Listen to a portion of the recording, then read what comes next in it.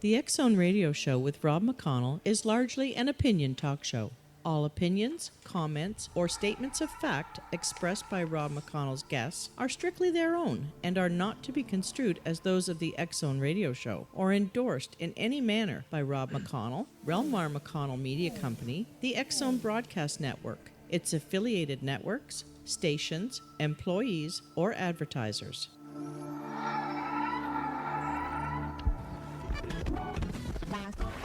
All Hit Radio.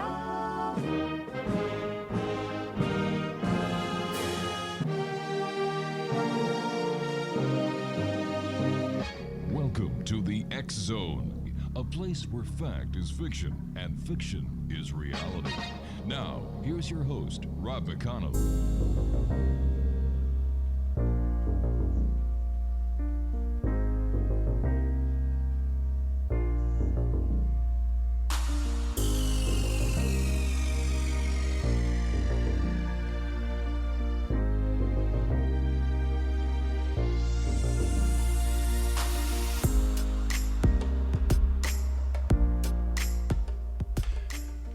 And welcome to the X Zone, everyone. I am Rob McConnell, and we're coming to you from our broadcast center and studios in Hamilton, Ontario, Canada. If you'd like to check out the X Zone Broadcast Network schedule to find out what we have available for you 24/7, 365 on the X Zone Broadcast Network, www.xzbn.net, and for the X Zone TV channel that is exclusive to Simul TV, www.simultv.com. We're coming to you tonight on the Talkstar Radio Network, Mutual Broadcast Network, X Zone Broadcast Network, iHeartRadio, Simul Radio, and Simul TV. And if you'd like to send me an email, xzone@xzoneradiotv.com. My guest this hour, X Zone Nation, is Daniel Ducheneaux, and we're going to be talking about ghosts this hour. And Daniel has had multiple unexplained experiences as a child, teen, and adult. He began to study different philosophies, belief systems, and religious perspectives in 1997. This led to a great interest in the paranormal and its existence. He began to experiment with different practices from seances, talking boards, remote writing, etc. And in 2002, he moved into a house that would be considered by most paranormal investigators as very active. The experiences that he had in that house further sparked his interest in the paranormal, and he always wanted answers. He had investigated the paranormal from one perspective, but needed to expand his knowledge. He knew that in order to find the truth, he had to change his approach. In 2002, he founded GHOST and its principles, their website, ghost-canada.com. And joining me from his home near Ottawa, Ontario, is Daniel Ducheneaux. And Daniel, welcome to the X Zone. Hi, Rob. Thanks for having me here. Great having you with us. Can you tell us about some of the experiences that you had as a child, teen, and adult that drove your curiosity, your desire to further investigate the paranormal? Well, if I go back, let's go a little further back to some experiences I had as a child, Okay. and then we can go back to the more recent stuff. Back in 2002, I remember an experience where I was probably about maybe 11, 12 years old, and I was playing basketball in my backyard, and there was a fence there, a wooden fence where you couldn't see on the other side. The other side was a wide open field. Right. And the ball had bounced over the fence. So I went around the fence. There was a small opening to go get the ball, and before I got there, the ball bounced back in the backyard. Wow. So I went to the field to see if anybody was there, but there was nobody present. Unless this person's Superman, there's no way they could have ran that fast after throwing the ball. So that was kind of an odd experience when I was a kid.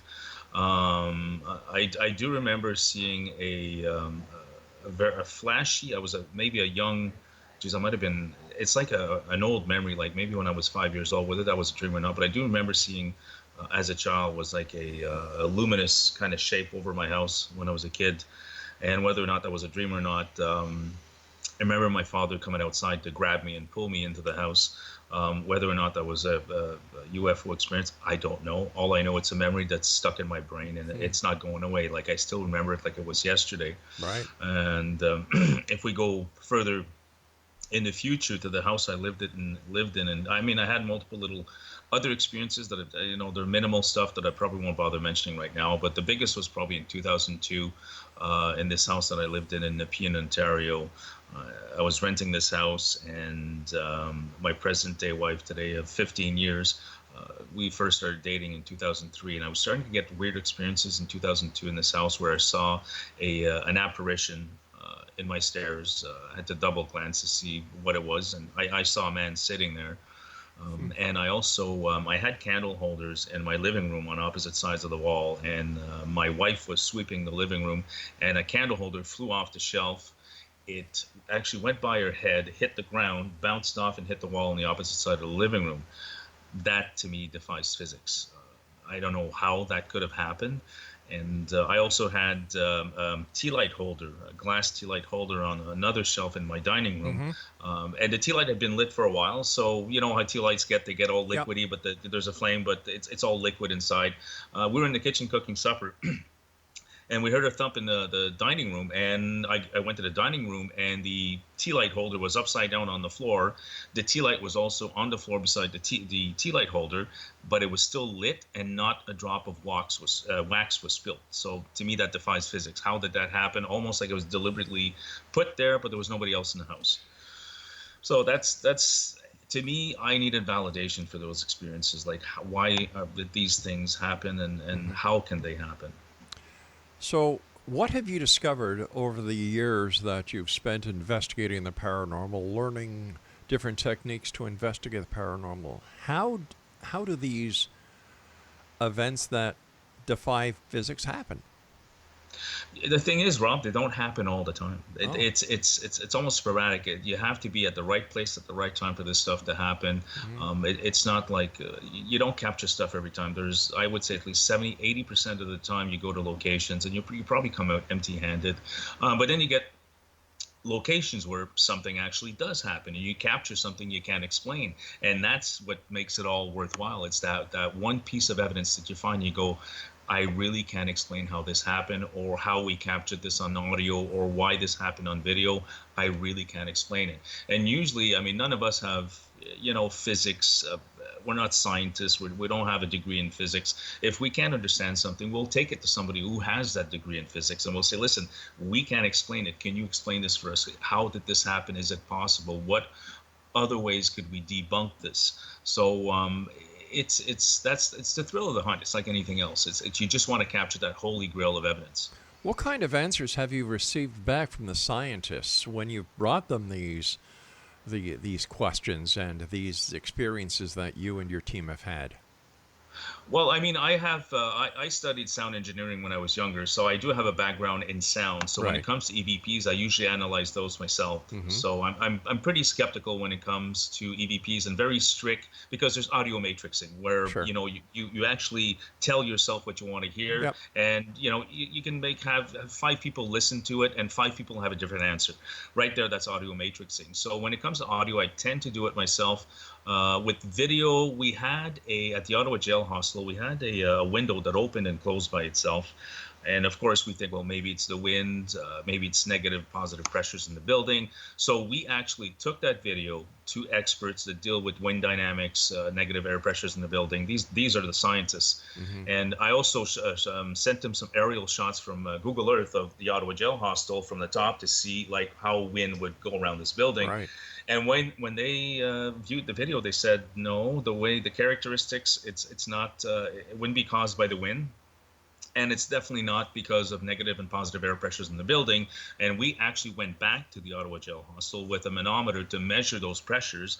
And when the readings came back to the expert, they said, no, it's probably not that either. So that window opening by itself is still a mystery to us. We don't know how to explain it, why it happened. There was multiple windows in that place. That's the only one that opened up that way. So we still can't explain that one. I'll tell you, we did our show from the Ottawa Jail Hostel years ago, and then we spent the night there. That is one creepy place. Well, we spent 5 nights there. We investigated the hostel Wow. 5 times, and we slept on death row. I actually slept in Wayland's cell. Mind you, I slept like a baby. Like, no, I didn't feel any experiences. I didn't. I just slept on my cot. I was fine. Right. There was nothing going on. That was the first few times we did it. But the more often we went there, we started getting more evidence. We had audio. We have one EVP where a woman's voice has come back, and that's as clear as day. That can't even be mistaken for audio matrixing. The window opening was another one. And we also captured at the Ottawa Jail Hostel, on 3 occasions, we captured cell doors opening and closing. And it's distinctive. You can tell it's by the sound. Yeah. It's a cell door opening and closing. So we had gone back to our DVR footage. We had cameras watching every single hallway from every angle. When we went back to the DVR footage, not a single door was moving. So we still captured that sound, but not a single door moves. So the more often we went there, the more experiences we had. So I'm not going to say it's haunted, but I'm going to say that there's definitely some stuff that's unexplained going on there. It's definitely one on our top 10 list for sure. All right, Danielle, please stand by. You and I have to take our first break. We'll be back in a couple of minutes. Exo Nation, Danielle Ducheneaux is our special guest. And if you would like to contact Danielle for any information, or maybe you're in the Ottawa area and you have a house that you believe is haunted, his website is www.ghost-canada.com. And Danielle and I will be back on the other side of this short break as we continue here in the X Zone from our broadcast center and studios in Hamilton, Ontario, Canada. My name is Rob McConnell. Don't go away.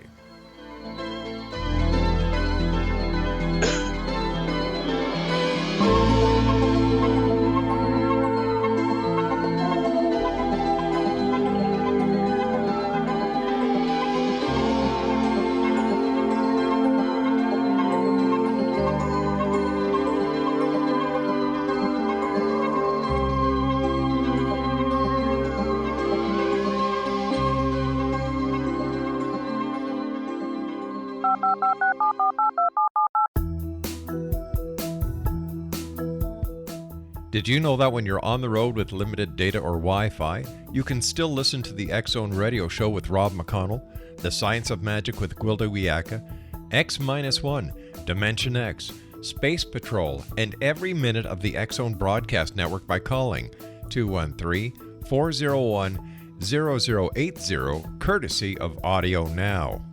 No smartphone, app, or internet needed. It saves your data plan and it's free if you have unlimited minutes. Call 213-401-0080 to listen on any phone, anytime, anywhere. Remember 213-401-0080 for the best of the paranormal, parapsychology, and sci-fi radio programming anywhere, 24/7, 365.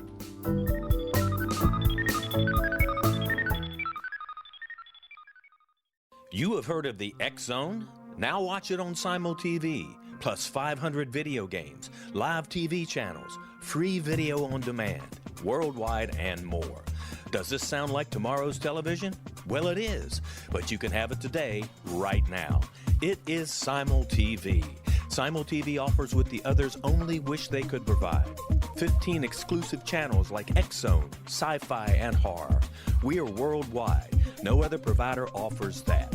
500 built-in video games. No need to have an extra expensive system. We have them included. Free video on demand. Live streaming events from around the world. Interactive online network, and much more. Tomorrow's TV today. Simul TV. Sound too good to be true? Well, it's not. You can have Simul TV today. Sign up at simultv.com. Do it today.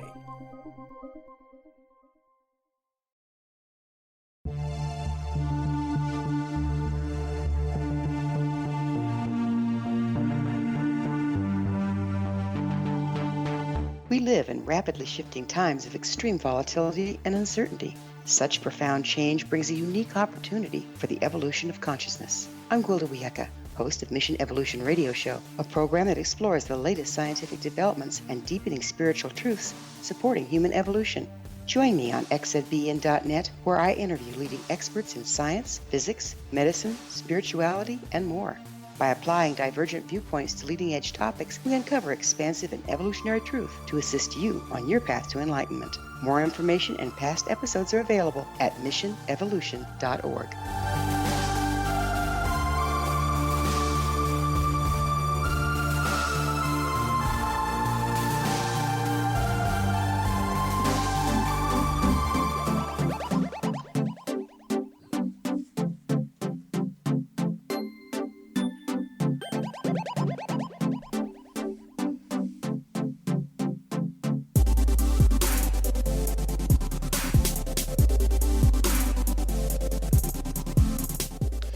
Exonation, Daniel Ducheneaux is our special guest. His website is www.ghost-canada.com. Daniel, in your opinion, and in all the years you've been investigating the paranormal, where has been the most active, haunted place that you and your team have investigated?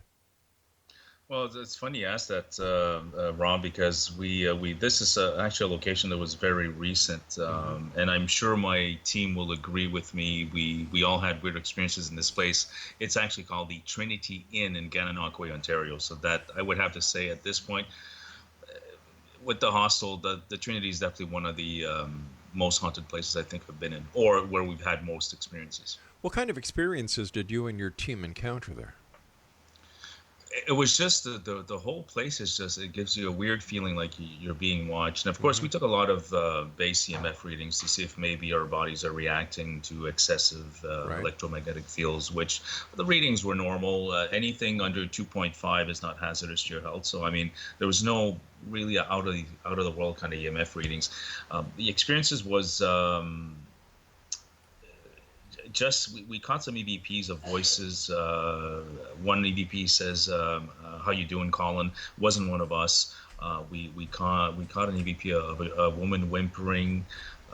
There was also at one point there was a smell of this place used to have a morgue in there a long time ago, and at one point during the night I started feeling funny, and I lost track of time, and there was a smell like of dead flesh. Well, it turns out the basement was a morgue before. It was just the whole feeling was just almost like something was just there, and it was just holding on to us, and just weird, totally just weird, the whole place, and the EVPs we got and the feelings that people had just didn't make us feel very good. When you and your team go out to do an investigation, how do you prepare? What kind of pre-investigation would you do? Well, like I said, we'll go to a location, and of course, electromagnetic fields can have adverse effects on your physiology, on the way you think, and depending if you're highly sensitive to those fields or not. So we'll go in and we'll do a lot of history research on the location. We'll interview as many people as we can. We'll talk to the people that are living there, or presently living there. Past history, things has there been any traumatic events at this location? Has anyone else experienced hauntings? We'll go in and take some pictures. We'll take some base readings with the electromagnetic field detectors, and then we'll set up for an actual investigation for the weekend. All right. So let's say I was to call you and say, Daniel, Laura and I have moved to a house near Nepean, and we think the house. Something is going on in the house. How would you validate prior to coming down to the house with your team that there is in fact something going on and that we're not wasting your time? Well, there really is no way to validating it. We have to go meet with the people and find out, see what's going on, take some base readings. There's no way of really knowing whether a place is haunted until you actually go there and actually do your research. So we'd research the location, meet with the people, question the people, figure out what their mental states are. You know, do they have a background of maybe mental illness? We don't know. I mean, it's hard. You have to actually find out. You go to a location. It's not just about the location. You have to meet the people also, and to make sure that these people aren't trying to pull your leg, and that the experiences they're having are actually legit, and does it warrant an investigation? Now, have you ever gone to do an investigation and during your preliminary investigation you've asked the type of questions that you ask, and you and your team figure, oh boy, there's something mentally wrong with this person? And if so, how do you get out of doing the investigation? Well, I mean, it's we did one investigation, and because of confidentiality, of course, I have to keep the locations, not mention the location, but I we did have a understand. location where we went to a place, and this man was experiencing stuff. He had a lot of problems, but when we did our research, we found out that he had just lost his job. He had Oh, broken up with his girlfriend. He had a drinking issue.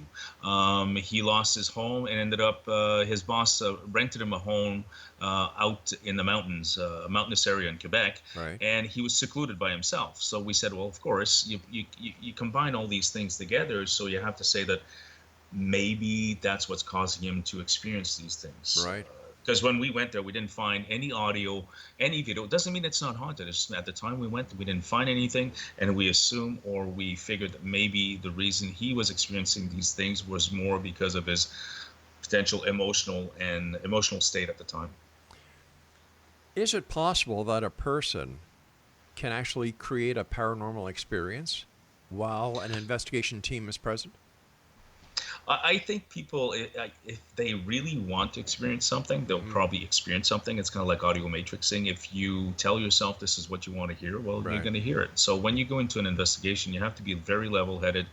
You have to go in with a very critical mind, be very skeptical. We don't go into a place assuming it's haunted. We go into a place assuming it's not, and then we try to find something. So that way we don't go in with a preconceived notion that this Right. place is haunted. A lot of people, they want their place to be haunted. They want to experience the paranormal. And if you think about it long enough, your brain will make that happen, and you will see stuff that's not there. So when you investigate, we come in with a very neutral kind of attitude, going, okay, well, we don't know if it's haunted. We're not going to assume it is. We're going to go there. We're going to observe the location, and we'll see if we can capture something.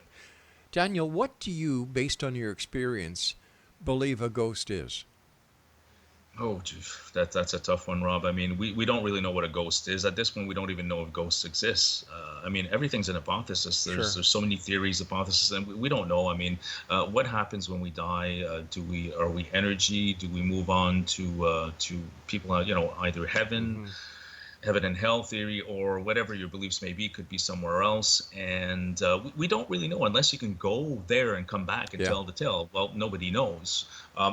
My personal belief, yes, I believe there is some form of energy that gets released after we pass on. Where that energy goes, I don't know. Whether it's measurable or not, I don't know that either. But I mean, I know what I experienced back in 2002, so there's got to be something to it. So we try as best as we can to find out if there is that existence of life after death.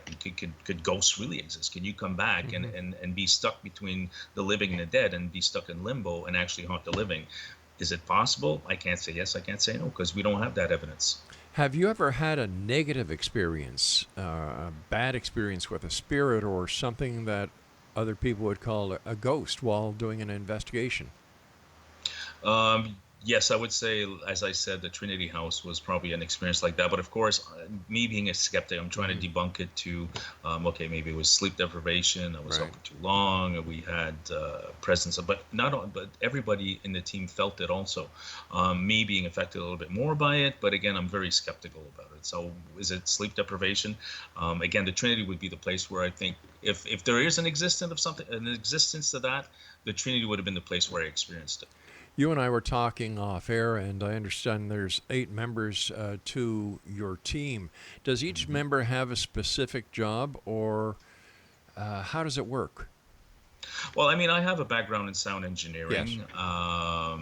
Tracy is the skeptic in the team and does a lot of our admin work, legal documents when investigations are conducted. We do have Colin and Adam that do our videography, which they are professional videographers. They do have their own business. They've gone to university for their videography. Kyle is a maintenance engineer, so he knows a lot about buildings, how buildings will act, how things can move, how certain noise that we hear, if it can be attributed to how a building, the sounds of the building. So we all have background. Taylor has a background in parapsychology. She's been into this stuff since she was a kid. So we all have some kind of background to offer the team, and that's usually what I try to find when people apply for our team. I try to see if somebody can actually offer something to the team. So we all have something to give as far as our experience in the paranormal. Once the paranormal is established and spirits are confirmed to be an everyday part of life, how is this going to change society's outlook on life itself? Well, I think, Rob, once we prove the ghost exists, I think I might as well hang up my camera and say, okay, we're done. We've proven it. It's over. It was a nice ride, and that's it. But I don't think that's ever going to happen. Whether or not we're ever going to prove if it's that exists or not. But I wish I was the person that could actually, or my team would be the one to actually prove that exists, and like I said, find that holy grail of evidence. And I guess that's what every team is trying to do. Yes. Do teams exchange information, or because they're looking for the holy grail of proof, are they very close-minded when it comes to sharing information? I think right now what's going on in the paranormal field, I think it's become extremely competitive, unfortunately. We try to be as cooperative with other teams as best as we can, but I think everybody knows out there that there's so many teams out there. Everybody wants that, that great location to investigate, whether an asylum or something like that. So it's become very competitive, but we have a lot of teams out there that we cooperate with ourselves. So sometimes there is a share of information for sure. All right, Danielle, please stand by. We've got to take a break at the bottom of the hour. And X Zone Nation, Danielle Ducheneaux is our special guest. He is with www.ghost-canada.com, and the name of the group is GHOST. And Danielle and I will be back on the other side of this break as we continue here in the X Zone from our broadcast center in Hamilton, Ontario, Canada. For your complimentary copy of the X Chronicles newspaper, it's available online to read or download, or you can even buy it on Amazon.com. www.xchroniclesnewspaper.com. I'm Rob McConnell. This is the X Zone. Don't go away.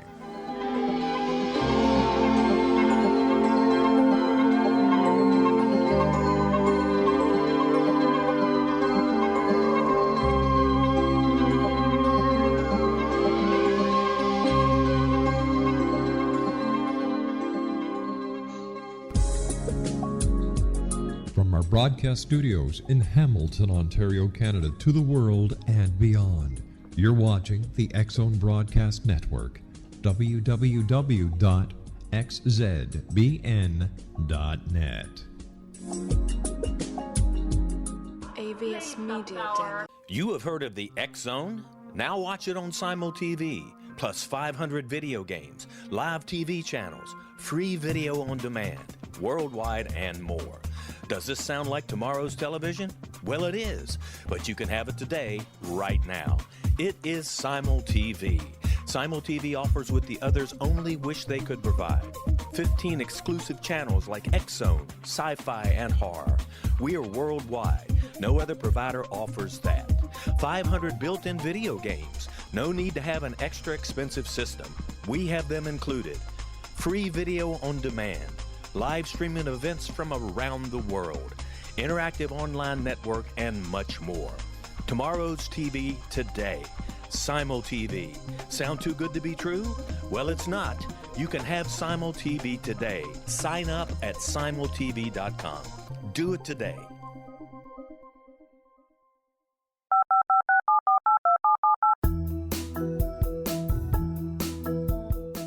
Did you know that when you're on the road with limited data or Wi-Fi, you can still listen to the X Zone Radio Show with Rob McConnell, The Science of Magic with Gwilda Wiyaka, X-1, Dimension X, Space Patrol, and every minute of the X Zone Broadcast Network by calling 213-401-0080, courtesy of Audio Now. No smartphone, app, or internet needed. It saves your data plan, and it's free if you have unlimited minutes. Call 213-401-0080 to listen on any phone, anytime, anywhere. Remember 213-401-0080 for the best of the paranormal, parapsychology, and sci-fi radio programming anywhere, 24/7, 365.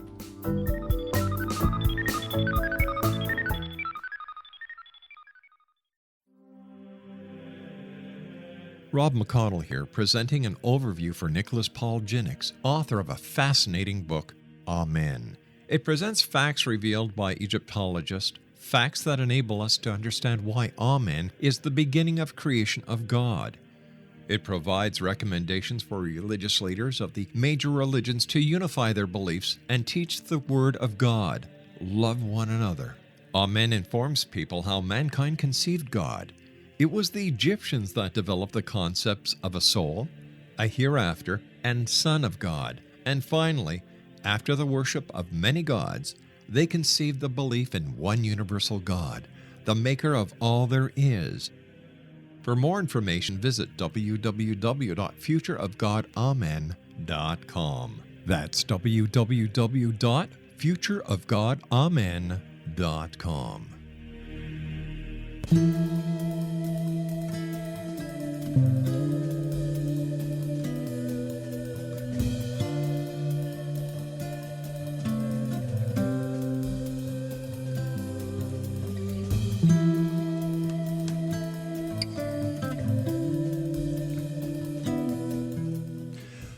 Welcome back, everyone. Daniel Ducheneaux is our special guest. His website is www.ghost-canada.com. He's also on Facebook, facebook.com/Ghost Canada. Daniel, how many different types of spirits are there that have been cataloged by the paranormal community? For example, we've got demons, we've got the spirits that cause poltergeists. How many other categories are there? Well, I mean, there's different types of hauntings also. It's not just necessarily the types of ghosts, but I mean, we have stuff that's called residual energy, which is kind of like something, a ghost that would be present, and it's something that plays over and over like a record player, Right. and that's called residual haunting. There's demons, there's poltergeists, which means, I think in German means just a noisy ghost, Right.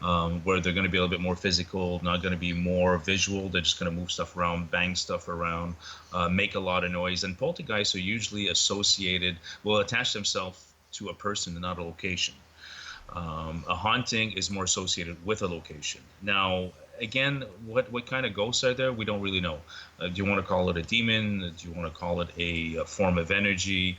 Again, it's evidence that we don't have. So it's hard for somebody to make a determination of how many types of ghosts we have. It's kind of like saying, how many types of Bigfoot do we have? We don't know, because we've never actually captured one. So we don't know. How do you and your team prevent or prepare yourself or protect yourself from bringing any negativity home with you after the investigation? Well, I mean, it depends on your belief system. I'm a Native American, so of course I believe in smudging and cleansing the body. So after an investigation, and my team agrees, sometimes if we feel we were in a location that could be very negative, we'll do a smudging, a group smudging, and we cleanse our energy and try to kind of leave everything behind. If there was something there, leave it at the location and don't take it home. Some members of my team have different beliefs, so they do different ways of kind of dissipating this negative energy if it is present. For me, it would be a Native American smudging with regular sage. Why is it that some people have ghost experience or paranormal experiences and others don't? Now, I've heard this with other groups where they go into a location that is believed to have paranormal activity. Half the team will experience the paranormal activity and the other half of the team will not. How does this happen? I think, again, it has to do with your beliefs. You're either open to it or not. It's either you have a strong flashlight or you have a weak flashlight. I don't remember which movie that was in. I think that was on The Sixth Sense where they used that analogy. But I think it's either you're open to it or you're not. If you're open to it, of course, it's going to come to you. Sure. So I think it's individual. Some people have it and some people don't. It's kind of like some people say they have psychic abilities. Some people don't have psychic abilities.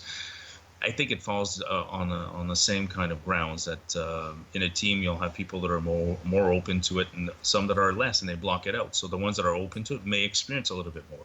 Why are some locations haunted and others not? That's a tough one also. It's hard to say. I mean, if we go back to the reasons we think that places are haunted, of course, any kind of traumatic event, people assume it's a haunted place. I don't think that that's really the case, but most people will say, well, somebody died or somebody committed suicide in this location, or there was a mass murder in another location, that, okay, this place should be more haunted than another. I don't really think that's the case, but I think that's the way somebody will determine whether a place is haunted or not. Like, let's say mental asylums, where there's a lot of things that might have gone on there, and people just assume all that negative energy is held in that building, and that would be a more haunted location. So I think that's what they base it on, is whether the location had traumatic events or some human suffering of some sort, and that's why that place would be more haunted than another. But how can a building hold negativity if negativity is an emotion? Well, negativity could also be determined as a form of energy. We know energies around us all the time. Sure. There's so many things that we can't see. So that energy, kind of like a record player, like residual energy, it kind of just permeates a building. It would be like, kind of like if you, let's say, just going to be a really funny example here, Rob. Let's say you walk a skunk through a building, goes through the building, comes out the other side. You're going to walk in that building, that skunk is gone, but you can still smell it. Yes, but the smell doesn't last. And it doesn't last, no. And you see there are so many of these historic sites that are believed to be haunted, and if it was just energy, that energy would dissipate or would go somewhere. It would not be contained in that area, and this is what a lot of people have a problem understanding. Yes, well, a lot of people say is a lot of the like limestone, a lot of the materials around us absorb energy, like kind of like a record player. It gets ingrained in there and just sits there, and I mean that's, again, it's an hypothesis. There's no proof to that. Yeah. But that's where this belief comes, is that building, the materials in that building will absorb all that energy like a sponge, and then it just sits there. Okay, but how does someone or something activate it so that that energy then becomes active instead of dormant? Well, I'm going to try to maybe use an example. Let's say let's say asbestos. Okay. You go into a building, asbestos, if it's not touched, it's not going to hurt you. It's not even hazardous to your health. But as soon as you stimulate it, same thing with, let's say, mold, that's the same thing. As soon as you touch it, you stimulate it, you add moisture to mold, it's going to become active again. That would be the simplest way I could explain it. But again, Rob, it's an hypothesis. We don't have that proof. Ghost hunting is all based on hypothesis. We have no proof. We go in there, people have experience like we've had. We go in there because we've had those experiences, and everything else is an hypothesis. There's no hard scientific evidence behind it. With all the ghost researchers that are going out each and every day, for example, just in Southern California, there's over 1,500 groups. And I know we have a database that has over 50,000 groups in the United States, 15,000 groups in Canada. So you're looking at approximately 65,000 groups. Each group has a minimum of 5 people. That's over 300,000 people that go out each and every week. How come no evidence to this very day has been established? Well, I mean, it depends. Some teams will look at, let's say, the whole thing with the orbs. We know for a fact that orbs are probably 99.99% dust particles in front of a camera. There are particles in the air. There's moisture in the air. There's water. There's all sorts of stuff. Yep. Some teams will say, hey, look at that. There's a ghost. There's an orb. And some teams will just say, no, it's just dust. So there's a lot of teams that I think are misinformed as far as what the paranormal is. Somebody sees an orb and they think it's a spirit energy, but it's not. It's actually just dust floating in the air. But there's so many teams out there that will say that that's a ghost, and it's not. In my opinion, it's not. So you have the teams that are a little bit more. They'll be more accepting of, like a piece of dust as that's a ghost, and some teams will just say no, it's not. A little bit more critical. So there's different teams out there, and I think the ones that capture the orbs are the ones that'll post it all over their Facebook page, go, look at that, we caught a ghost, but it's not. Then we have teams like us who very rarely capture stuff because we're a little bit more critical. I'm not saying that these teams are better or worse or whatever. I mean, we all do it because of the passion. But I think that's why there's not that much evidence out there, is that it's very rare. It would almost seem as if there's a definite need for some sort of standardization across the board in order to get everybody on board doing the investigations in a way that makes sense.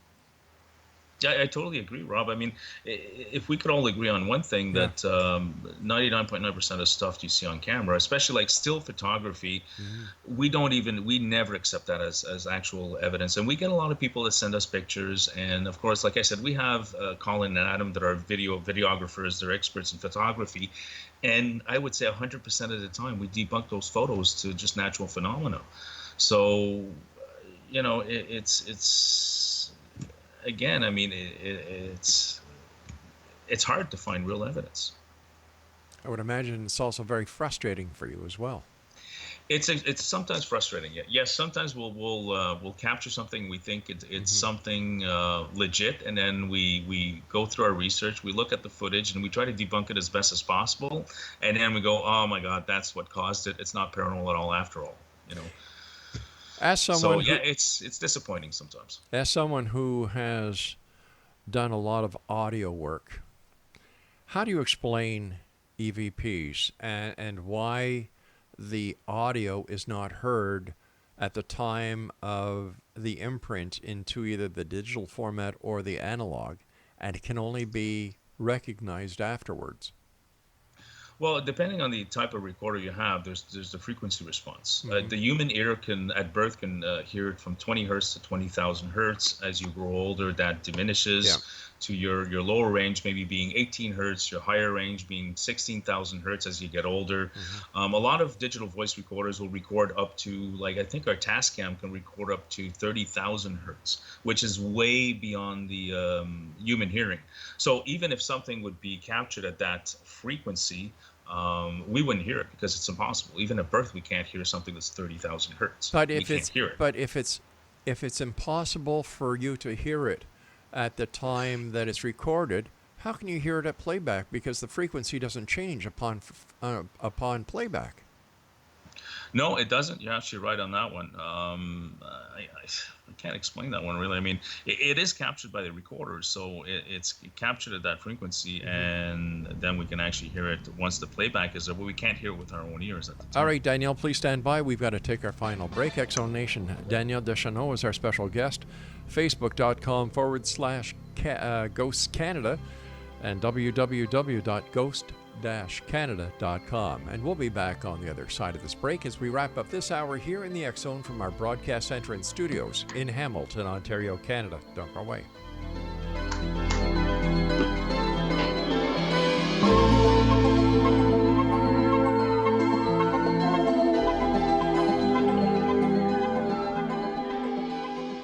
You have heard of the X-Zone? Now watch it on Simul TV, plus 500 video games, live TV channels, free video on demand, worldwide, and more.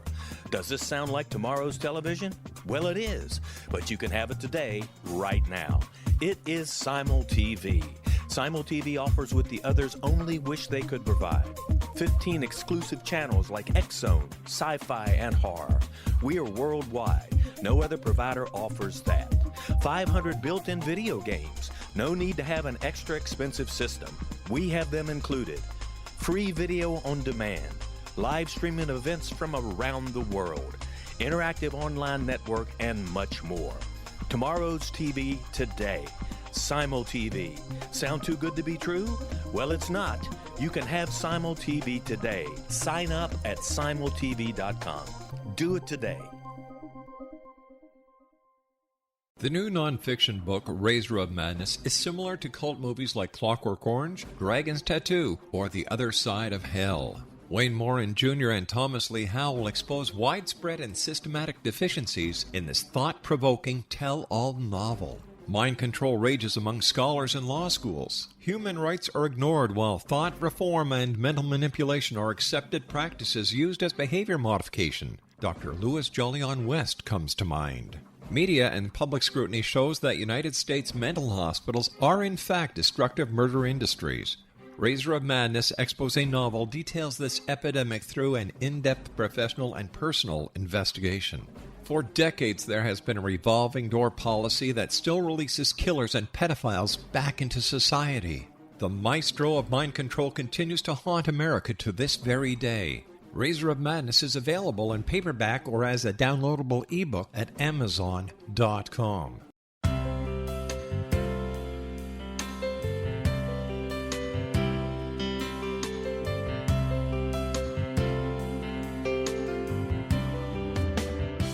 The concept of a new age has been around since the late 19th century, yet much of its original meaning has been lost.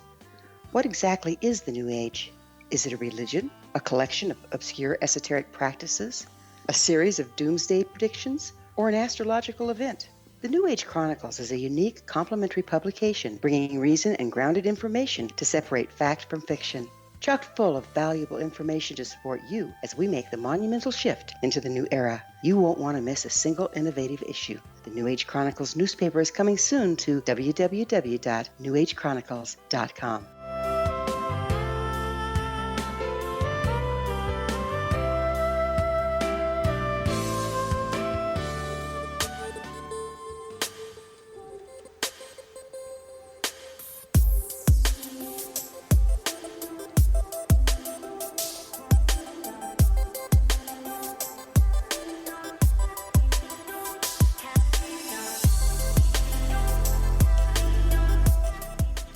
Exonation, Daniel Ducheneaux is our special guest, and he is with Ghost Canada.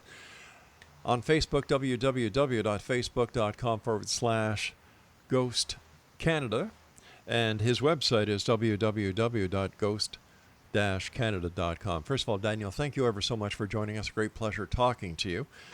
Same here, Rob. Thanks for having me. Hey, my pleasure. Hope we can get to do this again in the future. But let me ask you this. For those people listening tonight, and they say, you know what? He makes a lot of sense, that guy, Daniel. Now I know why Rob brought him on his show. Mm-hmm. And if they're considering investigating the paranormal, what tips would you have for them? Be critical. Be skeptical. Don't assume a location is haunted. Do your research on the location. Dot your I's, cross your T's. And again, don't assume a place is haunted. Be as critical as possible and as skeptical as possible, no matter what your beliefs are. Have you or any other member of your team ever been hurt during an investigation that the cause was a paranormal entity and not your own fault? Well, I could tell you a quick story of Sure. the last location we investigated, and I'm not saying that this is was made by a ghost. We investigated the St. Andrew's Presbyterian Church in Gananoque, and we were doing an experiment with what they call the ghost box. Now, I'm a big skeptic with the ghost box because again, it's audio matrixing. So we kind of tend to put a new twist on it, where the person that listens to the ghost box has headphones, noise reduction headphones, and can't understand the questions that the other person is asking. So, and then they just blurt out what they captured in the white noise, and if the answer matches the question, makes it more credible. Well, at one point in this church, Adam says, no, it was Colin had the headphones and says, Dan, Adam, up. So I went, okay, they want us to go on the second story balcony in the church. So I led the way, and as I get to the top, I trip, I fall, I almost fall over the balcony. Oh God! Bruise my knee, and I ram into the side of the balcony. So yes, I did get hurt. So my automatic reaction was, oh, something pushed me, until I came to my senses and said, no, you idiot, you just tripped. But then I'm thinking, what if it was some kind of entity that says, go up there, I don't like you, I'm going to push you down the stairs to make sure you get hurt. My guess is I just tripped, but that runs through your mind every time. So yes, sometimes we do get hurt, but not necessarily because it's an entity that hurts us. It's sometimes we're in locations, it's dark, you can trip, you can fall. So yes, it's happened where people have gotten hurt, but not seriously. Do you do your investigations during the nighttime only, or during the day as well? We tend to do a little bit of both. We'll do a little bit during the day on the Saturday, and we'll do evening investigations also. And we actually, a lot of people say, like, why do you guys investigate at night? Well, at night, we do know that as our ears can only hear certain frequencies, our eyes can only see during in a certain light spectrum. Mm-hmm. Then you have night vision cameras who can see in the IR light spectrum, and then you got full spectrum cameras that can see in the full spectrum. Our eyes can't see that. So we did an example at one of our workshops where I kind of pointed a night vision camera at the crowd, and they could see the little red lights, but that's all they could see, just the little red lights on the IR light. And then we took another camera facing that camera, and then they saw how bright that light is. Well, the camera sees the brightness in that light, but our eyes can't see it. We see it because it's on the screen because the camera's capturing it. So again, we investigate at night because there's a lot of stuff that the camera can see that we can't. The second reason we investigate at night is because of contamination for the audio. It's quieter at night. Yeah. So you have less contamination. That's another reason why we do it at night. But we'll also do investigating during the day to see if we can capture something. So it's not strictly night. We do both. Now, when there is a good haunted horror movie that comes to the big screen, and it's been out for a couple of weeks, and the media is plugging it, and talk show hosts are getting the people responsible for the movie on their shows, do you find that there's a spike in reports of paranormal activity? I wouldn't doubt it. I think a lot of people probably just fall into it. I mean, it's such a controversial subject now, Sure. paranormal, with the serious paranormal activity that came out. Of course, people want to get involved in that kind of mysterious stuff. And of course, when movies come out, of course, there's probably going to be more reports of paranormal activity all over the place. I wouldn't doubt that at all. Have you and your team ever done an investigation on a demonic situation? No, we have not. Personally, I don't believe in demons. I believe in positive, negative energy. I'm not saying they don't exist, but we've never encountered, let's say, quote unquote, a demon. Do you and your team investigate other aspects of the paranormal, or do you strictly investigate ghosts and hauntings and things that go bump in the night? I think we strictly investigate ghosts, hauntings of locations, things that go bump in the night. Although, mind you, the topic of investigating other aspects of the paranormal has popped up, all the way up to cryptozoology, up to potential UFO sightings. Right. We had actually a person that wanted to know if we did that, and it's we're not saying the door is closed to that, but what we like to do is mostly location hauntings, residual hauntings, and then reports of paranormal activity in locations as opposed to anything else. Have you or your team ever seen an apparition, or have you just felt the energy? No, like I said, Rob, I've seen 2 apparitions in the house I lived in 2002 that I can't explain. Unfortunately, at the time, I didn't have a camera or equipment to capture, but I know what I saw. I saw 2 of them. I think some other members of my team had their own experiences also where they saw things they can't explain. So, like I said, we do this because we've had experiences, and that's the reason we do it. Do you think, is it my imagination, or has technology been looking the wrong way when it comes to the equipment that is being made available to paranormal investigators? Are they thinking inside of the box or outside of the box? It's hard to say. I think there's a lot of people out there that are trying to figure out ways to capture paranormal activity or the presence of a ghost or an entity that's passed on from this world. I think some people are legitimately trying to find equipment that could do that. Now, the thing is to prove whether that equipment works or not. That's the big key. Unless we can capture a ghost in a box and actually prove that it exists, we're never going to know whether the equipment is going to work or not. Unless, like I said, if you capture an EVP that says boo, and then you have a Casper in front of the camera at the same time, and then a window slams at the same time, well, you know what? You just got your evidence. Yeah. You know what I mean? So it's the equipment out there. EMF meters are not meant to detect ghosts. They're meant to detect electromagnetic fields. Cameras are meant to take pictures. That's what we have at our disposal, and we use whatever's there to see if we can capture something. I mean, I don't think there's any special equipment that anybody's actually proven that can work to detect ghosts. Listen, we talked about the Ottawa jail hostel. Have you and your team done any of the many battle areas in Eastern Ontario? Yes, actually we did. We did Fort Wellington we actually had a public investigation at Fort Wellington. Unfortunately, we didn't capture anything. But we did battle area, which was Fort Wellington. Unfortunately, Fort Wellington never experienced a battle at the fort directly, but I do know that they had a major battle at the windmill, which was a little farther up in the fort, where a lot of soldiers got injured and killed. A lot of the injured were brought to Fort Wellington. So definitely, Fort Wellington was one of the biggest locations that we did that's had traumatic events like battles and things like that. How about Kingston, the fort in Kingston? Have you done anything there? Have you done anything in the old Kingston Penitentiary? No, we have not done the Kingston Pen, but that's definitely on our bucket list, Rob. Yeah. That's for sure. That's definitely on our bucket list. We haven't done Fort Henry either, but these are all locations. Of course, there's been reported activity there. These are all locations that every single paranormal investigator would like to get into for sure. I mean, of course, like we talked about earlier, all these locations have had some traumatic events, especially like the Kingston Pen. I'm sure there's a lot of traumatic stuff that happened there. Fort Henry, any kind of battle area or battle location must have had some kind of traumatic event. So of course that's where we want to kind of focus, because that's the theory out there, is that these are the locations that would have the most paranormal activity.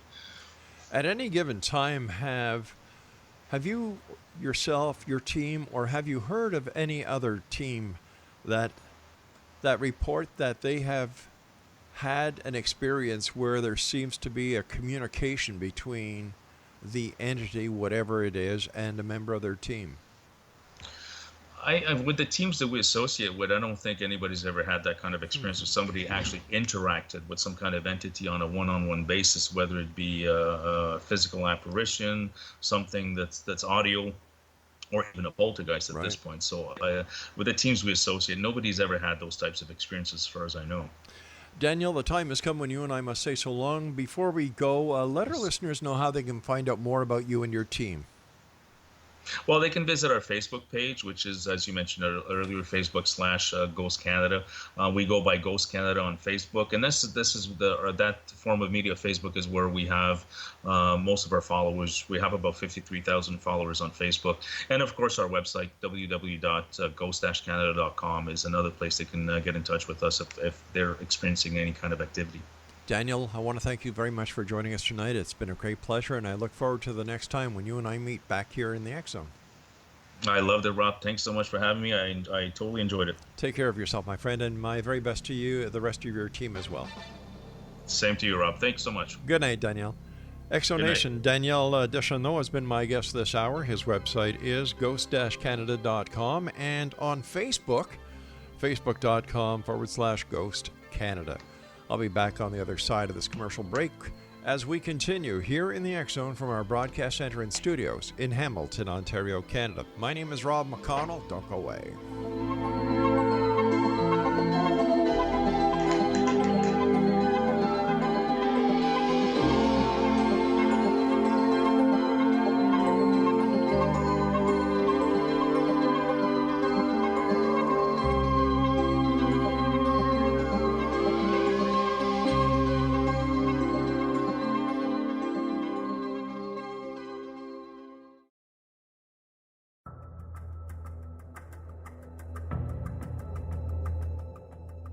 Modern Esoteric, Beyond Our Senses by Brad Olson, consummates the lifology story about where humanity originates.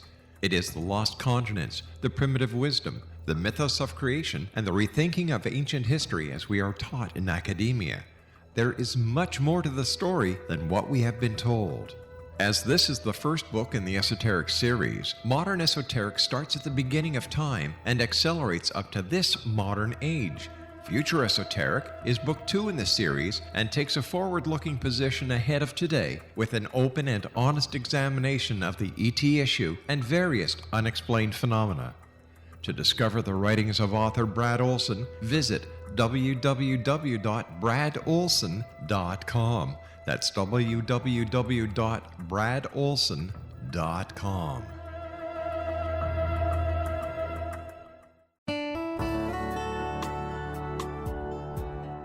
Are you or is someone you know struggling with addictions, depression, anxiety, relationships, low self-esteem, lack of confidence, grief, success, and prosperity? Do you know that your subconscious belief plays a big role in the outcome of your hard work? We can help you permanently change the beliefs that may be the reason for your struggles and failures. We care about getting you the return on your investment and the results you are looking for. We can help you be free of the limitations of your past and in realizing your highest potential. We work with people by phone and Skype. For more information, visit us at www.ritasoman.com. That's www.ritasoman.com.